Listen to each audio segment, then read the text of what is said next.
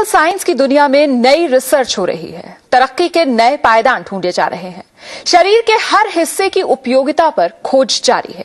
ऐसी ही एक संजीवनी है जो हर किसी के शरीर में मौजूद है और इसे फ्यूचर ऑफ मेडिसिन कहते हैं, क्योंकि इससे ऐसी लाइलाज बीमारियों को ठीक किया जा सकता है जिनके लिए अब तक कोई दवाई नहीं बनी है। इस संजीवनी का नाम है स्टेम सेल।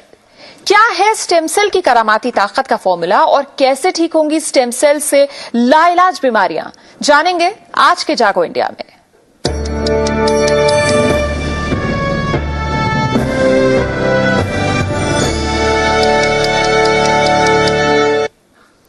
अपने बच्चों के भविष्य के लिए माँ बाप उनके जन्म के समय पैसे जमा करते हैं ताकि बड़ा होने पर ये पैसे उनके काम आ सके। लेकिन अब कई माँ बाप अपने बच्चों के जन्म के वक्त एक और इन्वेस्टमेंट कर रहे हैं। ये इन्वेस्टमेंट है बच्चे के खून का, जो आगे चलकर न सिर्फ उसके बल्कि पूरे परिवार को कई लाइलाज बीमारियों से दूर रखेगा।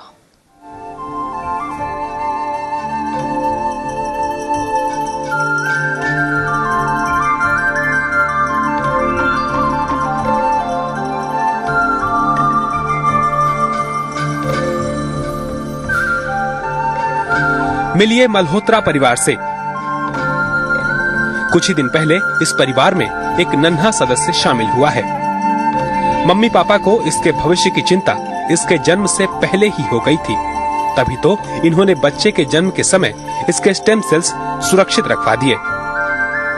स्टेम सेल्स खून में मौजूद वो सेल्स होते हैं जिसके जरिए बच्चे के शरीर का निर्माण होता है।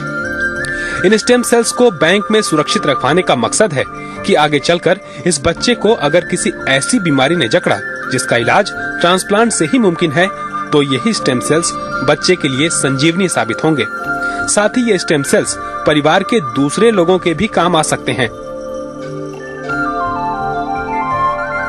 सबसे पहला रीजन तो बच्चा खुद ही है, उसकी आगे वाली लाइफ के लिए, पूरी लाइफ के लिए वो दिमाग में रखते हुए सबसे पहले करवाया था।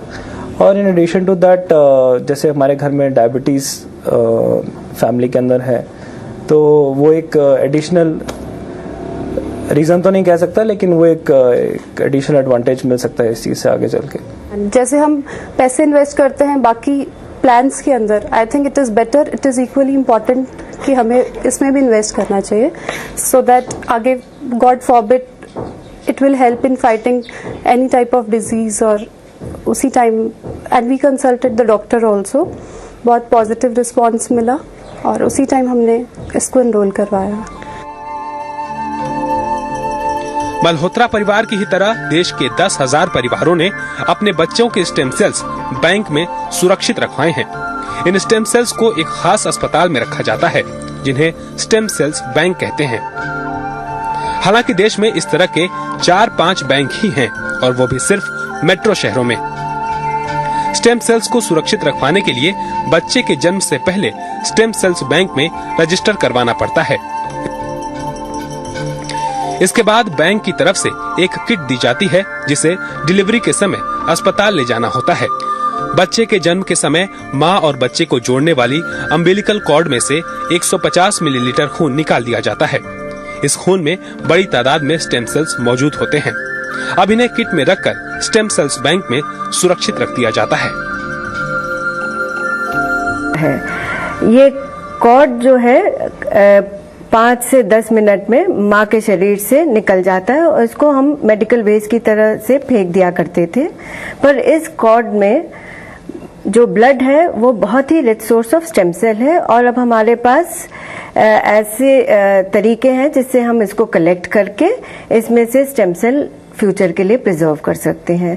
ऐसी कलेक्शन में न माँ को कोई खतरा होता है, न बच्चे को कोई खतरा होता है, और ये स्टेम सेल का सबसे इजी और सबसे सेफ सोर्स है प्राप्त करने का। स्टेम सेल्स को लिक्विड नाइट्रोजन के सिलेंडरों में -196 डिग्री सेल्सियस तापमान में रखा जाता है। इस तापमान में स्टेम सेल्स कभी खराब नहीं होते। 21 साल तक स्टेम सेल्स को बैंक में रखने का खर्च करीब 70,000 रुपए आता है। कुछ स्टेम सेल्स बैंक इस रकम को किश्तों में भी वसूल करते हैं। स्टेम सेल ट्रांसप्लांट की मांग लगातार बढ़ती जा रही है। इसके बावजूद भारत में एक भी सरकारी अस्पताल ऐसा नहीं है जहां पर कई साल तक स्टेम सेल को बैंक किया जा सकता है। अगर ऐसा हुआ तो न सिर्फ ये इलाज कई और लोगों की पहुंच में आ जाएगा, बल्कि कई और जानें भी बचाई जा सकेंगी। कैमरामैन रवि दत्त के साथ विनोद अग्रहरी, जी न्यूज, दिल्ली। और इसी पर और चर्चा करने के लिए इस वक्त स्टूडियो में हमारे साथ मौजूद हैं पद्म भूषण डॉक्टर पुरुषोत्तम लाल, जो मेट्रो ग्रुप ऑफ हॉस्पिटल्स के चेयरमैन है। डॉक्टर पुरुषोत्तम, बहुत बहुत स्वागत है आपका जी न्यूज में। सबसे पहला सवाल ये कि आखिर स्टेम सेल्स हैं क्या?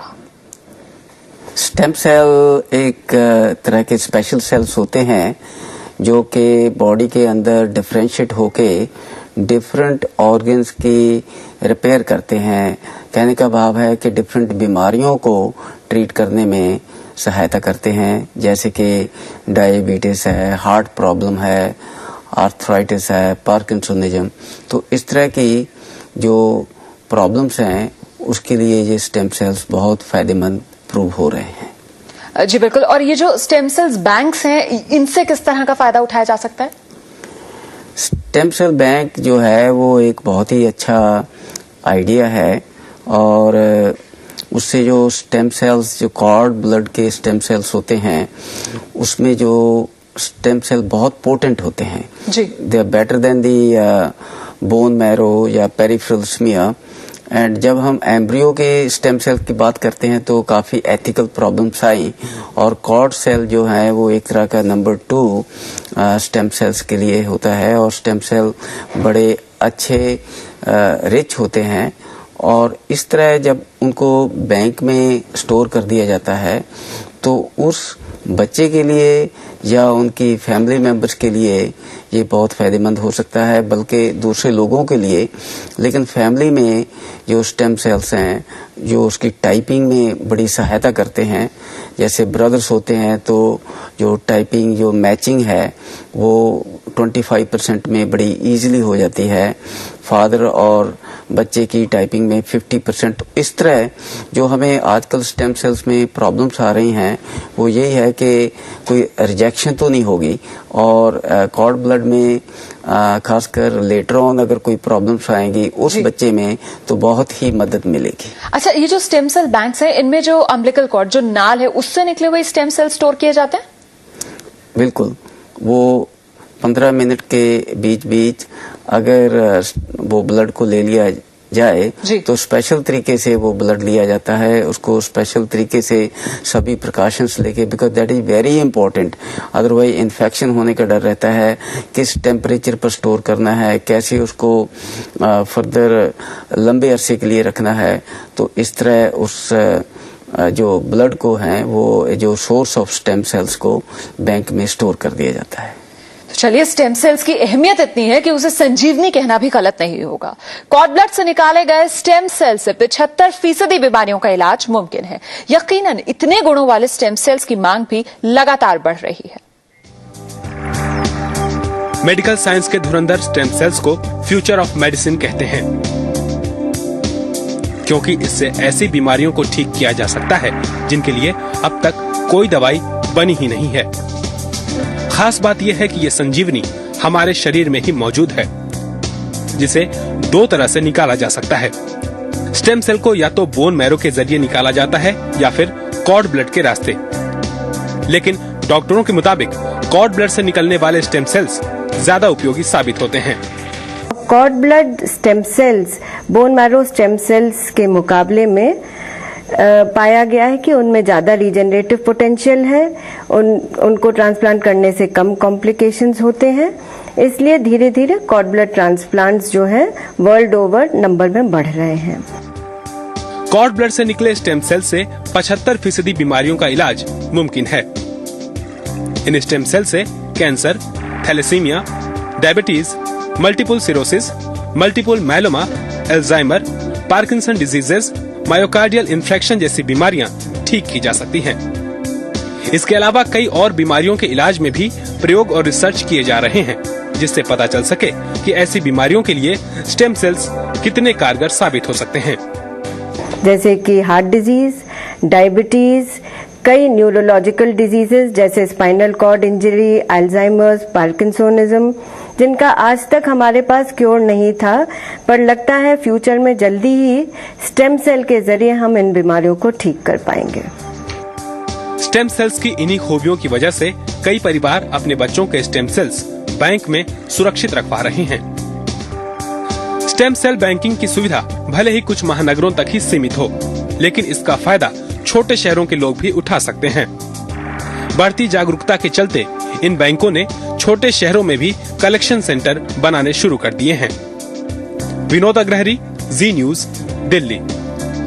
तो कई लाइलाज बीमारियों का भी इलाज किया जा सकता है स्टेम सेल्स के जरिए। इसी वजह से मेडिकल साइंस में स्टेम सेल्स को संजीवनी का दर्जा दिया गया। एक छोटा सा ब्रेक यहां पर ले रहे हैं, ब्रेक के बाद चल लौटते हैं। आगो इंडिया में आज हम बात कर रहे हैं स्टेम सेल्स की करामाती ताकत की। ब्रिटिश वैज्ञानिकों के मुताबिक महिलाओं के स्टेम सेल से ही स्पर्म तैयार करके उन्हें गर्भ धारण कराया जा सकेगा। फिलहाल इसका सफल प्रयोग एक चूहिया पर हो चुका है। परखनली में जब पहली बार बच्चा पैदा किया गया तो तहलका मच गया था। वैज्ञानिक तरक्की यहीं नहीं रुकी। बच्चे न पैदा कर पाने की कमी से जूझते जोड़ों को विज्ञान ने कई तोहफे दिए। स्पर्म बैंक बन गए। बेहद ठंडे तापमान में डोनर पुरुषों के शुक्राणु सुरक्षित रखे जाने लगे। बैंक से स्पर्म खरीदकर जोड़े बच्चे की मुराद पूरी कर सकते हैं। फिर आई तकनीक किराए के कोख की। गर्भपात से बचने के लिए दूसरी औरत के कोख का इस्तेमाल मुमकिन हो गया। डॉक्टरों की माने तो अभी ही ऐसी महिलाओं की तादाद बढ़ गई है जो अकेले हैं और मां बनना चाहती हैं। वो स्पर्म बैंक से डोनेटेड स्पर्म का इस्तेमाल कर रही हैं। जरूरत पड़ने पर किराए की कोख भी ले रही हैं।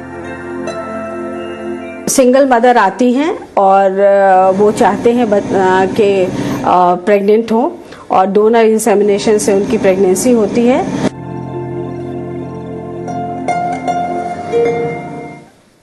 और इसी पर और चर्चा करने के लिए डॉक्टर पुरुषोत्तम लाल इस वक्त स्टूडियो में हमारे साथ मौजूद है। डॉक्टर पुरुषोत्तम, अमूमन कितना खर्चा आता है स्टेम सेल्स को बैंक कराने में? और जो दूर दराज इलाके के लोग हैं, क्योंकि अब तक स्टेम सेल्स बैंक की जो सेवा है वो सिर्फ मेट्रोज तक ही सीमित है, वो किस तरह से इसका फायदा उठा सकते हैं? ऐसा है कि कॉर्ड स्टेम सेल्स के लिए जो मेन चीजें होती हैं वो proper timing of the collection, कि soon after the delivery 15 minute के पहले